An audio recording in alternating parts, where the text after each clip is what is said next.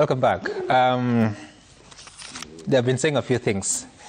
So let's see if we can extract that information from them. You're still watching Daybreak. Senator Manzo, Senator Nyonka, Honorable Mutunga here. And we are concluding on the question. Senator Manzo, you wanted to add something. Yes. And please help me here, because you sit in Parliament, you have the space to make laws, especially those that would be affecting counties. If everyone is to pay their fair share of taxation, despite all the challenges, because even people who are employed, they face challenges on a daily basis, including yourself as an employee. They face challenges, but taxation is a must. Everyone is taxed. So how do you make the system so simple to an extent that even if a farmer is making 1 shilling, they pay taxation on that 1 shilling in terms of the profit? First of all, you have to establish whether the farmer has made a profit or not, meaning bookkeeping, and meaning most probably for commercial farmers. The biggest problem in Kenya is not about the commercial farmer, is about the brokers. And the only way to deal with the brokers, like in macadamia and avocado, the only way to deal with the brokers, first of all, to amend the law, because the law says that the minister is the one to appoint, the people who are going to do that business. And therefore, you need to deal with the broker. And that's a law we have not made. You need to deal with the person who buys farmers' produce and resells. That's the person who really makes a profit. But also the exception. Why have you exempted taxation on wheat? Those are the commercial crops. Because wheat is usually the one eventually, and barley and those things are the ones used to to produce the beverages. So I have not understood why the minister or why the law allowed an exception of certain crops, in fact, which are profit-making, and left crops which don't make any profits at all. And even most farmers just produce food for their own consumption. It never goes on, even to sell. They just use it as a family. And such would have no problem because it's not a business. They have nothing. Well, now they're being classified as a business. How? You see, this law is so large, it's so wide, that the net is cast so wide, such that it catches any farmer. Just like the new law of the housing, it's cast so wide, such that the taxman is likely to... No, Senator, surely. If you harvest maize in your farm and you eat it, I mean, you don't pay tax on that, do you? But somebody's telling you somebody's telling you now, you must tell us how many kilos you produced, how much is a kilo, we want this amount of tax. And this is why the farmers are having a problem with the taxman. It is ending up in a quarrel. There's so much which was not done by Parliament while this law was being made. Senator, the statement by KRA says that KRA would like to remind the public that all persons carrying on business, including those in the informal sector and small businesses, are required to electronically generate and transmit their invoices to KRA. And a farmer is in If you harvest your maize and eat it, there's no business. You see, a farmer is in informal sector. What would you describe as informal sector? I just read they are carrying on business. And not only this, they are talking about now to the livestock. There is a proposal now to count the number of cows you have, the number of goats, the number of chicken. Where have you read that? Make an estimation how much this bull is, and then you are told pay tax for that. Who said that? Where? No, but if you have not... Yeah. That's a new proposal. Where? It's one of the proposals in the amendments. You should see it published. No. I want to see it so that you deal with the thing. So when you talk let me just talk about the informal businessman is understood because they also bank. They have an account where a taxman can check what are the bankings. But now an informal farmer. I can assure you, even now, like I'll give you an example of like mangoes, which we farm in Makueni. Yeah. There come a fruit fly, which destroy mangoes and oranges, and there is the only way you can reduce this is by traps. So most of the mangoes fell over and will never get to the market, or when they are produced, they are already destroyed. So are the farmers in Makueni paying tax on the fruits? There is a cooperative there. Through the cooperative, taxes are paid, and they are encouraging the farmers to sell and supply through the marketing cooperative. How are they paying? And then there are individual... Sorry, how are they paying the tax? The cooperative has books.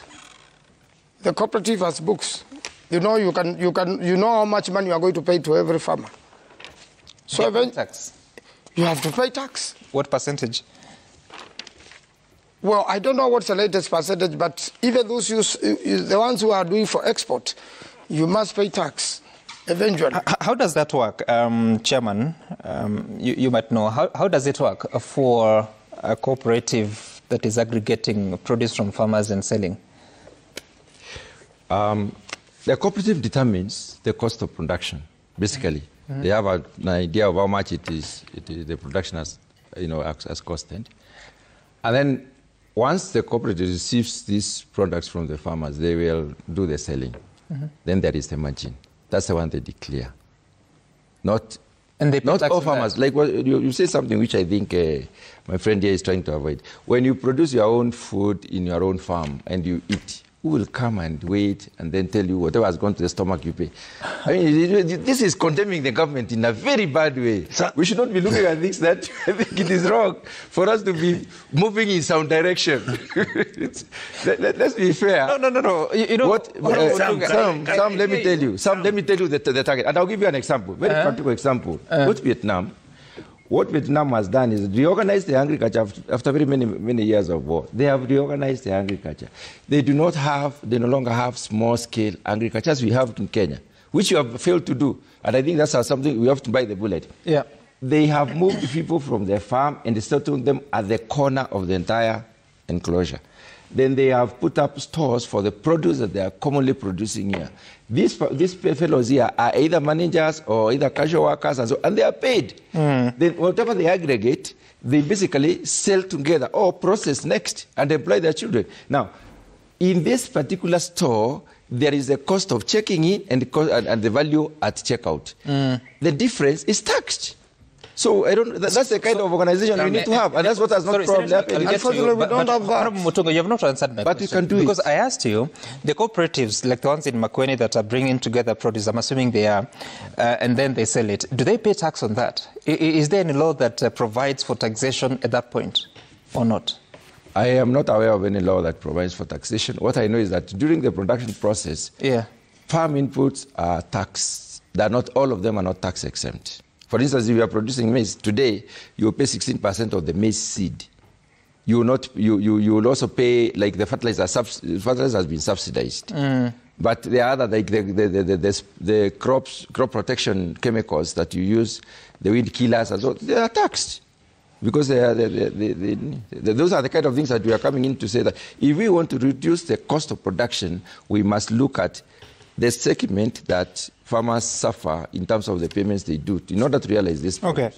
I'm asking that because the medium-term revenue strategy talks about 5% withholding tax for any produce that is presented to the cooperative. So if the farmers in Makueni are presenting their fruits to the cooperative, the revenues, 5% of that will be kept as part of taxation. But of course, I don't think that has passed. It's just a strategy. Sami, can I ask a simple question so that my brother, yes, as we exit the topic, my chairman can help me? Today, I really feel illiterate. Why are we taxing avocados in Central and Kenya? How are you going to know that a farmer who has got a tree and he's got 15 trees in his compound and he's eating that avocado? What stops KRA from not going to his home to go and tax that avocado? Are you taxing the crops and fruits, or you're taxing what is sold? What is sold? What is the difference? What is sold is what is the difference? The market. Wait, Dr. Mutunga, I'm asking a question. You people are refusing to answer what I'm asking. Please help me. And that's why the farmers are rioting. Yes, sir. Why is KRA being chased from Central for going to tax avocados? Which policy is guiding, Sami, which policy is guiding KRA? Why, in other words, for you to tax something, you either tax it for incentive purposes or you tax it for disincentive purposes. Isn't it? You either tax a lesser tax to encourage farmers so that once they harvest the product, they then sell it at a more profitable. I'm asking you. In Kisii County, there are people who grow avocados. Because we don't have a lot of land, we have just planted those avocados on the hedge of the fences. We harvest maybe 2 guineas. Why you are taxing somebody who has harvested 2 guineas of avocado? When they sell, do they get paid? Absolutely. Is that business? You don't tax what somebody's going to sell. That is how you discourage them from investing I'm asking, in agriculture. Do they make a profit? Who, the farmers? Yeah. Maybe. I don't know. What I'm asking them to tell me, what data did they use to know that an avocado farmer in Central can now be taxed? So let me ask you, Senator, because you sit in Parliament and you make laws. Yes. So is the problem here the concept of taxation or how to do it? Let me bring you to speed. It is not that I sit in Parliament to pass laws. These guys have taken the Constitution and they are taken to the National Assembly. We in the Senate have nothing to do with it. They forget that agriculture is devolved. So whatever decisions they are making, and you know they have the numbers, they tax everything. Everything is convoluted. Let me give you an example, Sami. Can I give you an example? Fantastic government policy. On what? Tax subsidy on fertilizer. But I can tell you, some of that fertilizer is being sold in Tanzania through Namanga. Why? Because a bag of fertilizer in Tanzania is an equivalent of 4,000 Kenyan shillings, whereas here we're getting at 25. Even me, if I get the fertilizer, I'll sell it. So that was fertilizer meant for which farmers? Yeah, for Kenyan farmers. So is the government selling? So the point, no, let me explain. Let me explain. You know the problem with these KK brothers of ours? They never listen to the issues. You know, Senator, he's on the show. Just don't mind him. Yes. You have the mic. Okay, I wouldn't mind him. You're saying Yes. that Kenyan fertilizer is being sold in Tanzania. Exactly. How so? Because it's been subsidized. Guys are repackaging and selling the fertilizer. How do you know that Because that is true? Corrupt guys, not the government. I'm a legislator. You see, he's talking about corrupt guys. If I start talking about how KK is corrupt, I'll run through 100 things. I'll also give you 1,000 examples Chairman of how Mutunga, is it that it is true that that is happening? I'm not aware of such. But you just said it's corrupt guys. No, but if it is possible, then it must be thieves who are doing that. And if it's, my friend, Sam. You hear what he's saying? What Let I me am tell you raising, Sammy, Sam. what I am raising, there must be government policy which you look at end to end for you to achieve the results you are ending. And the question I've asked, Dr. Mutunga has run away from it. Why are people being taxed by KRA? I will answer that KRA is question. holding public function discussing about how to tax avocado.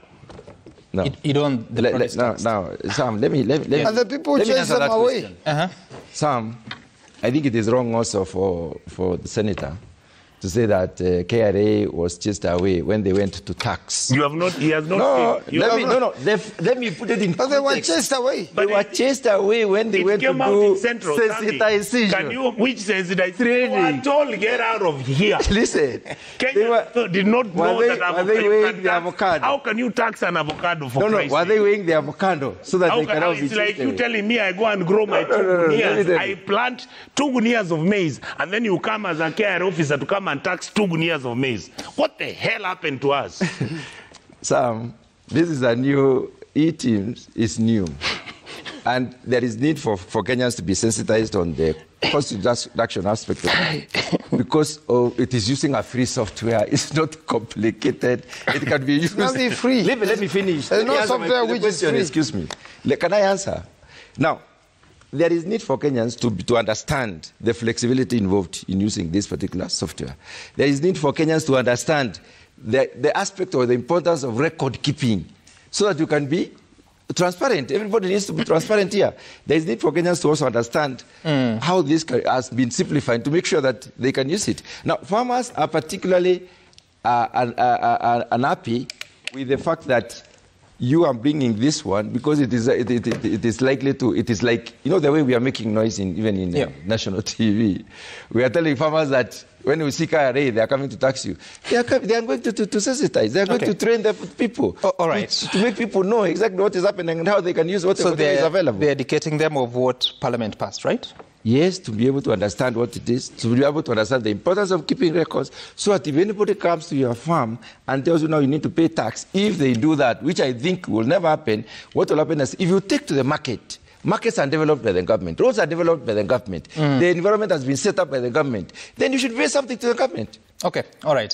It is the same government. We have to leave it at that, as Senator. In November last year, some 5 people were taken to court for alleged conspiracy to defraud the government of some 19.9 9,000 bags, each containing 50 kilograms of subsidy fertilizer, valued at 49.7 million shillings. We'll check the status of the case. Of course, this sort of corroborates what Senator Onyonka is saying, but he didn't give us details about those people who are taking the fertilizer to Tanzania. I want us to transition. And sometime last week, the